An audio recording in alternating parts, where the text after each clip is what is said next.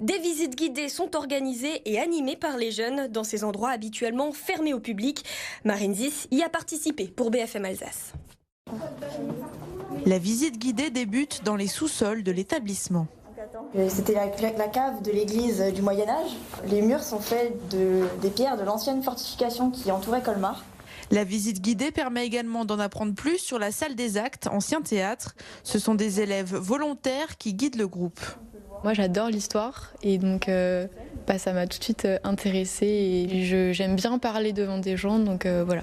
Le point d'orgue de la visite guidée, c'est bien la grande bibliothèque. Cette salle classée monument historique est normalement inaccessible. Elle renferme une importante collection d'ouvrages scolaires dont les plus anciens datent du XVIIIe siècle. Je trouve que c'est vraiment très intéressant de découvrir un peu notre lycée dans lequel on passe de nombreuses journées. C'est vraiment un moment privilégié et je trouve que c'est une très bonne initiative de pouvoir présenter le lieu dans ses profondeurs. Cette initiative, c'est Jean Rodet, professeur d'histoire-géographie, qui l'a prise en 2019. Après avoir collecté de nombreuses informations auprès d'un ancien collègue, il a proposé à ses élèves d'organiser des visites, l'occasion pour eux de s'approprier l'histoire de leur établissement, mais pas seulement. Il y a une compétence qui est mise en avant, c'est l'oral. Et c'est d'autant plus important dans le cadre du grand oral.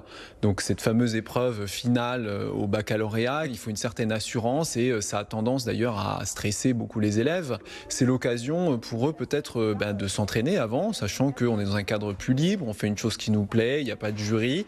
Le jury, ce sera au mois de juin pour les terminales. Les élèves de seconde et de première ont donc encore un peu de temps pour s'entraîner lors de ces visites.